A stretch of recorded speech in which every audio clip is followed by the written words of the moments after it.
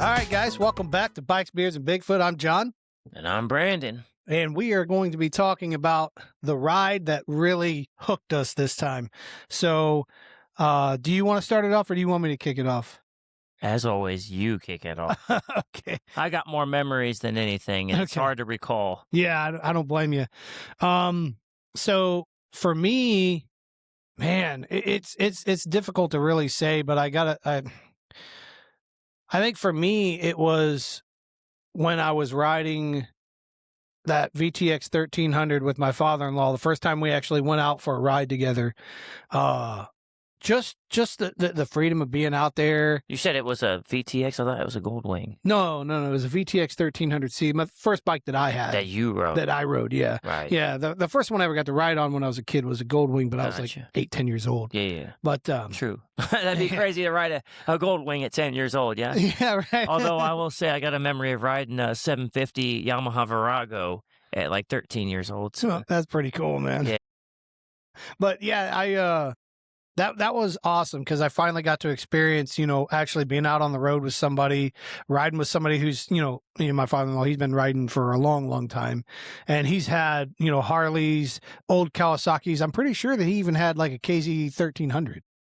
No way. Yeah, Not a 1300. I'm pretty sure that he said. Six-cylinder? I'm pretty sure that he said that he had a KZ 1300. Yeah. We'll have to. We're going to get him on the show. You're going to have to check in on that one, man. Definitely verify. But I know for a fact that he's had a 900 because I've seen pictures of it. So I know that he's had the 900. That's significant. It might have been a 1000 either way. Yeah, either way, that's a great 11, bike. Well, they had an 1100 too, right? Yeah. So maybe that's what it was. I don't know. But either way, so he had his Harley Davidson, and I had my Honda, and it was kind of cool. We was just kind of out cruising around, hitting back roads and stuff like that.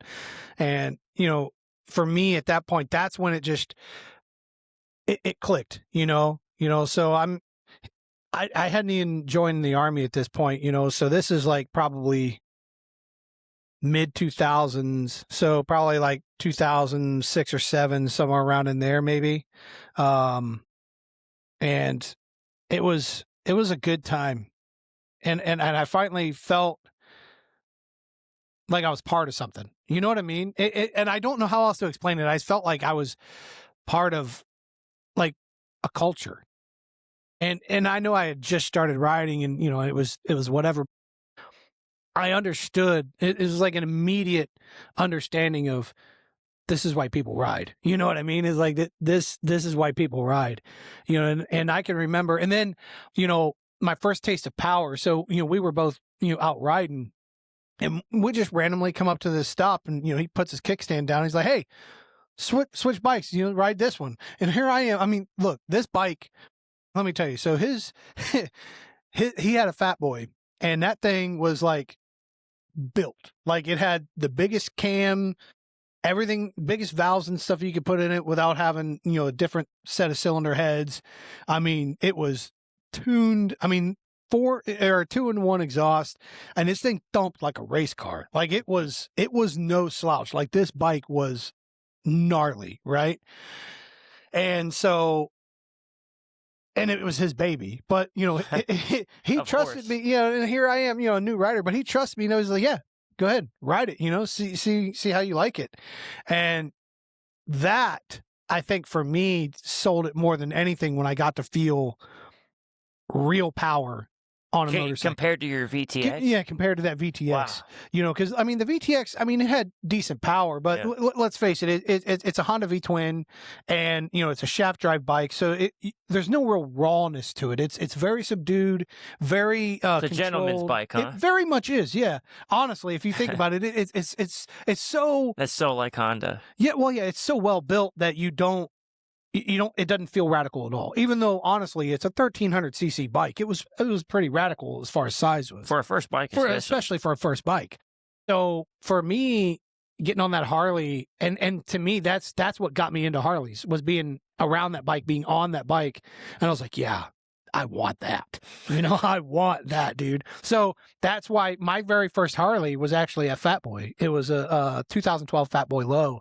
And because I got to ride his bike and be around him with his bike, that's why that's why I got into Harleys, and, subsequently hanging around you is what got me, to appreciate the Japanese bikes. Cause the one thing I will say that I did not like about that Honda was no matter what you did, no matter how you tried to, it always sounded like an ATV.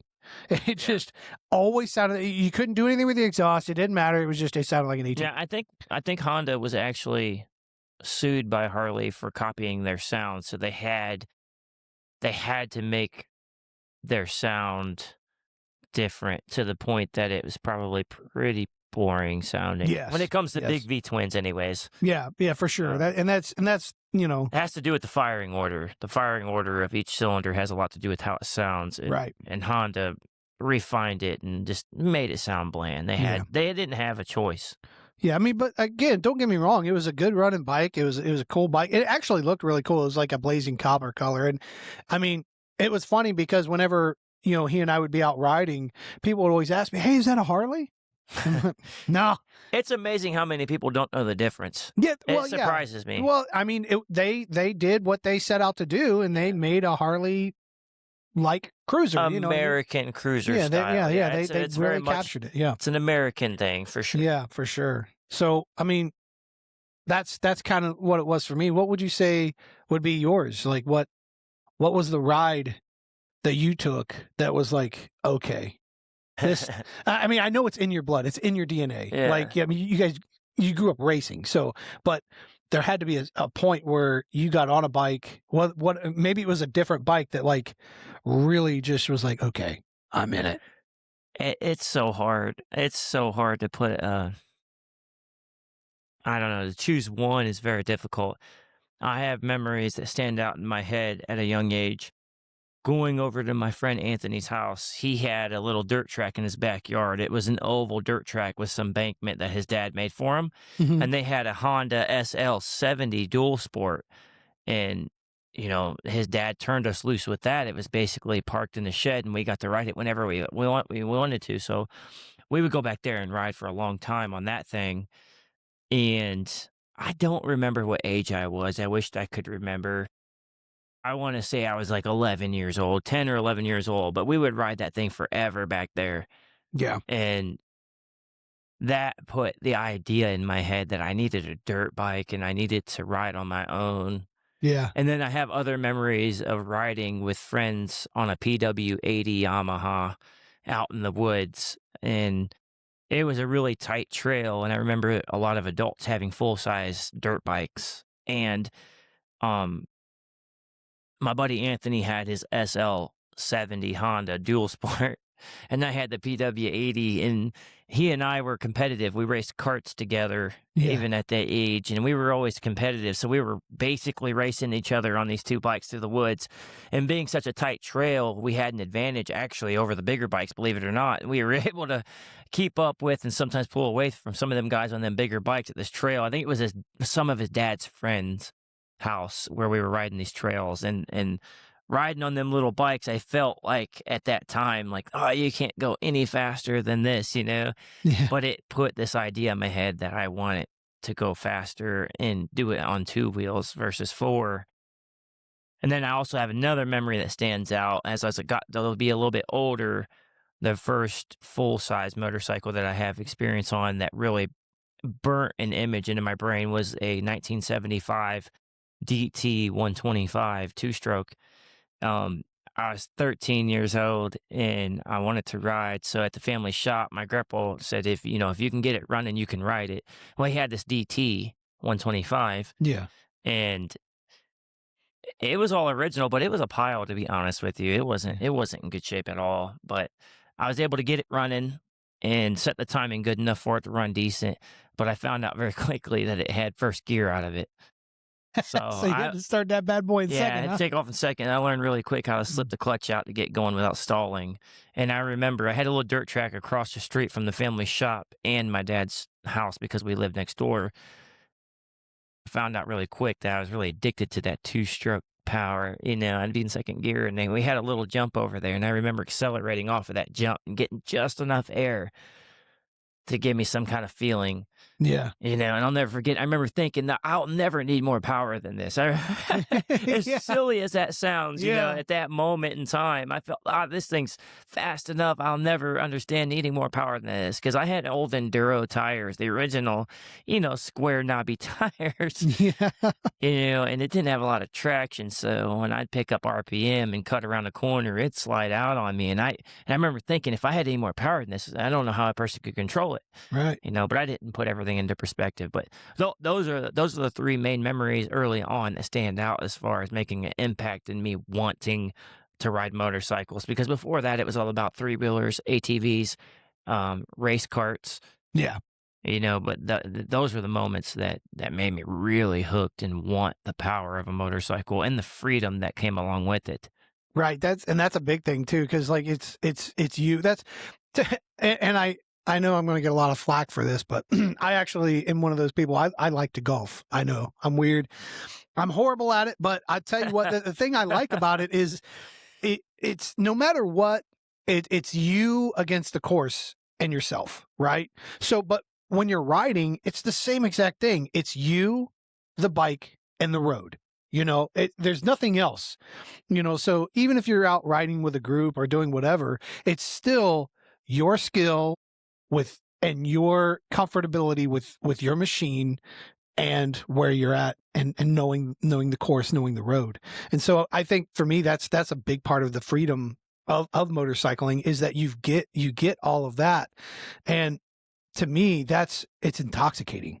It is utterly intoxicating, but I want to know from you, because I know that you road race, right? So, you guys don't know this, but this guy here has, from the last episode, he got his road race license and he's actually raced in, amateur racing or, Yeah. semi-professional, I guess you would Yeah, say, right? It's I mean, Wero, right? I don't want to pump it up, make it sound better than it is. I would Yeah. call it amateur road racing. Yeah, Yeah. we're a series. Yeah. Okay. So what was the moment that you would say was like, okay, I want to do this on the street? Because obviously in the dirt, it's one thing, we would like to go fast off-road riding. At what point, what kind of like got you to the point where you're like, okay, I want to road race. I want to do this on a course and like pursue, at that time, professional racing. It's not very romantic. I'll be honest with you. The moment that my grandfather said that I could do it, gave me permission to provide me the bike, is the moment I knew I wanted to do it. Yeah, that's It was cool. never a question whether or not I wanted to road race. It was always a question of whether or not somebody would provide me the bike and the finances to do it. Right. I always wanted to do it. So it was at the moment that he's like, let's do road race school. And I'm like, let's do it. Yeah. Yeah. Tater tip. I'm like, I'm either going to find out if I can or can't do it. Either way, I get to ride the track for that day. I don't care. Right. So that was it for me. Like I That's said, cool. it's not like a great story, but that's how it goes for me. No, but I mean, that's actually a really cool thing. Cause I mean, a lot of people were, they're in the same situation, it's like, because racing is not cheap, It's not cheap. nothing about racing is cheap. It's not at all. So you have to think, okay, is this something I'm going to do? Is this, because you have to, I mean, much like podcasting, it was a big jump because it's a lot of money to get into the gear and get everything that you need to get started and get going. So it's like, okay, am I going to do this? And is this going to pan out for me? So I think that's really cool because eventually you moved up in bikes, right? So you started on, what was it, the RZ, right? Or was it the RD? I mean, street bikes? Yeah, street bikes. When you started out with racing, what did you start out Oh, again? racing. Yeah. Well, 'Cause you did your license on what I'll was it, be the honest RD? with you. I started out in road race school on a TZ250. I never got Okay. the privilege to race it though. Okay. So I started racing on an R6, to be fair. Wow. Okay. Yeah. So I wished I had moved up. It'd been nice to have raced smaller bikes at a younger age, but at the time in which I got into it, I mean, an R6 is what I had available to me. And even though I didn't feel ready for it, that's what I had. So it was like sink or swim. Yeah. So I did it, on an R6. That's crazy. That's kind of like me getting that VTX for my first bike. I mean, Yeah. you went all after it, huh? You're Yeah. giving her all the beans, huh? That's a bit of a first bike, I think, for Yeah. racing, but So- it could have been worse. I could have been on a leader bike like an R1 or something. That would have Yeah. been even more extreme. But I mean, R6 is one step below, so it's, to me, it's still an extreme first start, you know? Oh yeah, I mean that kind of bike. I mean to me, so like and you're gonna hear this throughout the podcast. I am not a sport bike guy. You know, I never have been, and I don't not appreciate them. I just for my riding style, it just doesn't fit my riding style. But I definitely appreciate that kind of bike and that kind of power and what those things are capable of. So when you're saying, yeah, I started racing on an R6, I'm like, holy cow, you know, that's They're not slow. no, they are not a slow bike. You know, that thing is, you know, it was the what pinnacle Super of sport. super sport at the time, Yeah. you know? Yeah. So They kind of still are. They're still kind of the benchmark. You know? yeah. Yeah, still you also raced an R3 at one point, didn't you? I didn't race You it, didn't but race, you just I ran it on bought track two. days. No, I bought two new ones when they came out in Oh, wow. 2015. Yeah, That's it awesome. was my intention to race or ride track days with at least one of the two, Yeah. but I never got the chance. What happened? That's a sore subject. I had one of my R3s stored in a storage unit across from the family shop, and it got broke into. Unfortunately, it got stolen, and it made me sad every time I looked at my other R3 that I had. So I ended up selling it to my sister for a very good deal. She wanted to get into motorcycling. She's older than I am. She never rode before. Yeah. So she wanted to get into motorcycling. So I kind of helped her, taught her how to ride, and sold it to her for a really good price to get it out of my possession and not keep bringing up old memories. Right. I still haven't seen that R3, so hopefully one day it turns up. It's What color was it? blue and silver. Is the Yeah. 2015 first year for it. So if there's a 2015 blue and silver R3 out there that somebody picked up without a title because Yeah. I lost It's it, spray painted and bashed up. yeah. That's usually a sign. All I'm saying is it's probably hot. And it's probably You know. mine.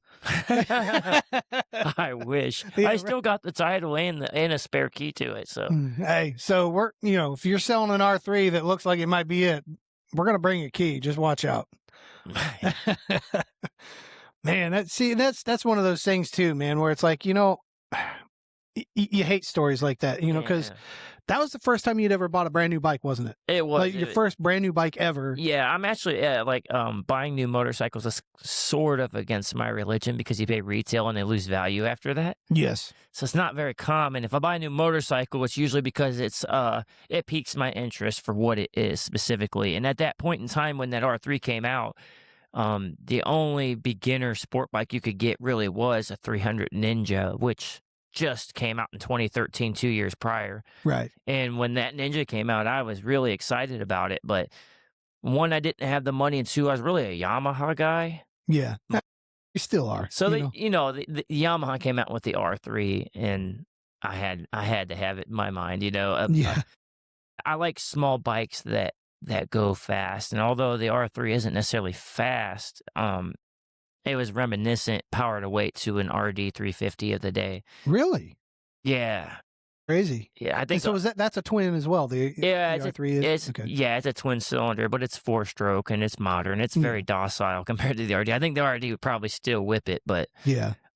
it was reminiscent of it in its own right, and it was new, first year for it. You know, Mhm. it had me all hyped up. You know, Yamaha finally came out with one because for the longest time it was only Kawasaki.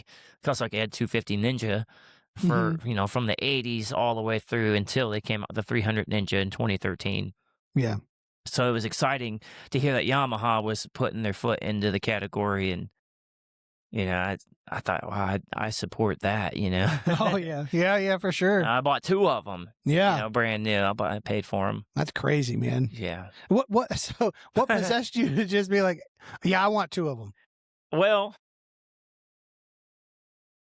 yeah, that's a funny story too. So my friend Trevor actually wanted one as well.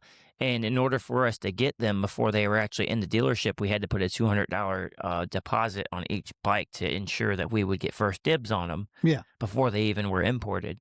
You know, like I was that excited when I heard the news they were coming out. I actually went to the dealership and reserved mine. Well, Trevor wanted one too. And, you know, so he wanted to buy one. And so I went ahead and reserved it for him as well. for something happened and he wasn't able to afford to pay for it, but I'd already reserved it. I already had $200 in on it. So I was like, well, I mean, I guess Mine now. I'm buying two. You know what I mean? Like, I already reserved them. I'm not gonna, I'm gonna buy two of them. It is what it is, because he couldn't do it at the moment. I don't remember what happened, but life happens, and he couldn't do it. So I was like, whatever, man. It was cool though, because I ended up letting him ride it. Ride one of them, and Yeah. I've got some pretty good memory of him riding that bike with some other friends. We had a little group ride, and That's cool. he had some close calls. He was riding that bike well beyond his experience, and he did well. He came out on the good end of that one. Some close calls. Yeah, that's one of those things, man. So like for me, my riding style, I am not the type to push it at all. I might, get a little spirited on a nice straightaway or something like that, but I am not one that like will go fast and throw it into a turn. I'm not that rider. It's just not yet. Not yet, I guess. I don't know. He's still yet to go to a track day. Yeah, I was gonna say he's we're gonna end up getting there. getting me at a track. We're getting there. eventually. We'll get to a track day. It'll get there. I do have the perfect bike for it. Well, two really, because I mean I've got a Versus. So the Versus is a perfect track day bike for a beginner. Yeah. I mean, that would be perfect for you. Yeah. Yeah, that has to happen. We gotta make that happen. That needs to be on your bucket list. I mean, there is a novice group, man. I mean, people think that track days is for everybody that wants to go fast and all these young people. It's not true. There's a novice day. It's very docile. You don't pass anybody. You follow people in a single file line. There's coaches coach you along. It's not what you think. It really is for everybody. I think for me, getting the I stay so planted on my bike that the shifting off to the one side or the other to try and shift the weight and turn and get into the curves, that would definitely be a very different experience for me. Well, listen, you don't have to do that if you don't feel comfortable. In the novice group, you're not going fast enough to need to get off of the bike enough to do cornering as such. You can ride straight up and down as a statue if you want. Yeah. You can do it, man. That's what I'm saying. It's for everybody. You don't have to get off the bike and get out of your comfort zone unless you want to. That's the beauty of novice track days, man. It's for everybody. Yeah, that would be fun. And regardless of how fast you are, the track day will always make you a better rider and open your eyes to other possibilities. It's recommended for everyone. It's not cheap, so maybe it's not affordable for everybody. But skill-wise, it's for everybody. Yeah, I think that's one of the things that, honestly, we need to work on in the motorcycle community. I understand that, for track days, there's a lot that goes into it. There's, you got to pay the coaches and all that, and you got to have upkeep of the track. And I understand all of that. And believe me, I understand why they charge for it. The thing that for me is you can go out at 16 years old and buy a 1000 Hayabusa. You know what I mean? A 1300. A 1300. You could go out and buy a CX-10R. You say, if you got your endorsement, sign here. There you go. And so I think it'd be, I think we need to make it more obtainable, and I think that'll help a lot of people, because you never want to hear the story about, this young guy, he got out there, he got on a sport bike and, got out past, his skis, so to say, and well, it bit him, So what are you suggesting? Are you saying that we put a limit on what you can buy? No. I want to make like the track day type stuff more obtainable. It's just like drag racing, so that, when I was younger, of course, street racing is highly illegal and I would never do such a thing. But it's one of those things where you think to yourself, they make it so, cost prohibitive that you can't, and there was, just take your car to the track. Don't be out there street racing. Okay, cool. Well, if I go to the track, it's going to cost me minimum $50. And, back in the day when, you're a young, hungry teenager that's, barely got a car that runs and you're trying to take it to the track. Well, guess what? $50, that's probably, half of your dadgum paycheck at the time, So it's kind of ridiculous. For the record, track days is typically hundreds of dollars for the day. Yeah, and see, that's And that's that's the not thing. including the preparation that needs to go into your car to pass tech. Yeah, So that's the part that makes it so unobtainable. right. And I don't have experience with track days with cars, but I can't imagine it being too much different from bikes. I mean, if a track day for a bike is $300 to $400 a day, you can bet a track day for a car is going to be very similar. And, Yeah, and if not it's more. Yeah. unfortunate that it costs so much, but I don't know if it's as simple as just a decision by the person who owns the track as much as it is. You do have to pay the corner workers, the flaggers, you have Right. to have emergency, like an ambulance. You need things. You got to pay for insurance and, Yeah. as you said, upkeep on the track. There's a lot that goes into it. I just wish there was a way to make it more obtainable and affordable to most people, because it really would, I think, make an impact for people on the street. Because I know when I got into track days and started riding fast on track, I slowed down on the street. I didn't want to try to go fast on the street at that point because I realized that I couldn't. There was no way I could get enough heat in my tire. There was no way the Mhm. track surface was, or the road surface was clean enough for good Right. traction, and it was so narrow.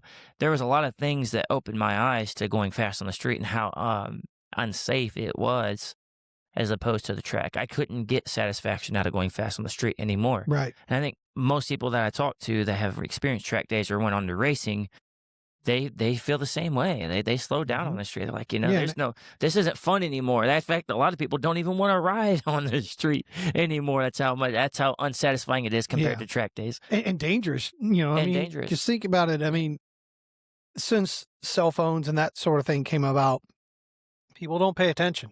So please, please, people, pay attention. Look for riders. We're small, in comparison to a car, so we're easy to miss.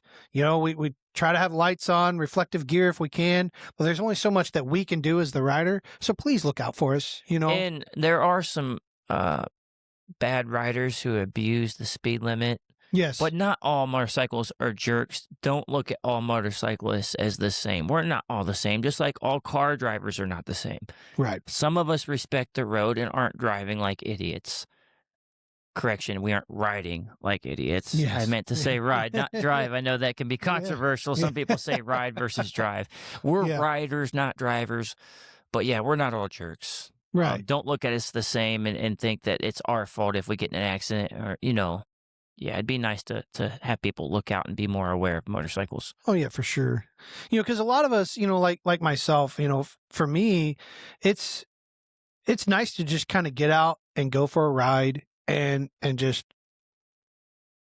plug from everything else. You know what I mean? Because I've said it before. It's you, the bike, and the road. And so everything else just kind of melts away. And I think, especially in today's day and age, with all these things that we got to worry about, things going on overseas, all the craziness going on politically everywhere, blah blah blah.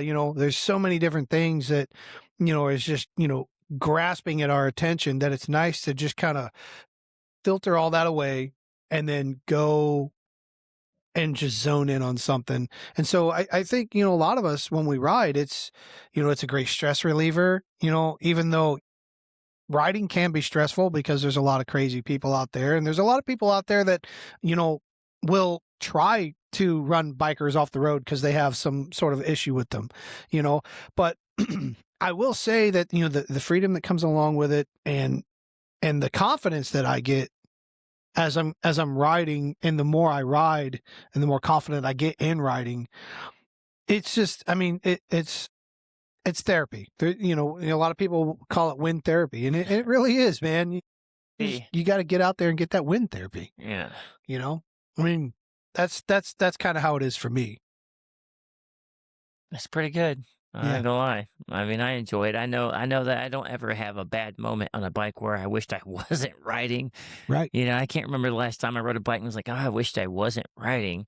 Even if I get caught in the rain, I still, by the time I get to my destination, I'm glad that I rode. Yeah. It's bizarre. Maybe it's just me. Even I a don't- tropical storm. Yeah. That was a thing. That is a thing. that happened. That's a story for a later date, but Sure. a tropical storm in a Versus riding two up, A Versus, me and my wife. Yep, tropical storm. That happened. fully loaded with gear and luggage, and We survived. yeah. We Yeah. didn't go down. It's crazy stuff, man. It's awesome. I love Very, it. very capable bike versus 650. Bottom Yes. one. Well, yeah, and that's what started all that. But I do have a second bike, and that's a bike I'm super proud of, and I can't wait to like show you guys, content wise, and start talking about. But as we've stated, we travel for our job, and while we were at a location in Connecticut, I managed to pick up a 1984 Kawasaki GPZ 750, which if you don't know what that is, go ahead and go look that up, because it is like it's the flagship for Kawasaki sport bikes in the day. It's what became the Ninja, which is so prolific now. It's really cool. I call it Vader. It's all blacked out. It doesn't have any of the decals or anything on it. I don't know that I'm going to put all the decals back on. I mean, some people over here want all the decals on. You got to put the graphics on there, man. You got to. People need to know what you're rocking. It has to be a Kawasaki GPZ. Oh yeah, those graphics look good. They really do. And from a distance, any motorcyclist would know what you got based on that graphics. Right. Otherwise, from a distance, you're looking at it. It might look a little bit generic. You're like, I don't know what that guy's got. It sounds good, but what is it? I don't know. There's got to be a compromise somewhere, because I like the blacked out look, but I do like the GPZ 750 logos. I don't know. So we'll see. That's coming. So we'll see how that goes. But vote in the comments. Yeah, right. Actually, yeah. You know what? Put it in the comments. Tell us what you think. Should I just go all back original decals, or should I kind of change it up a little bit? Graphics are custom. Yeah.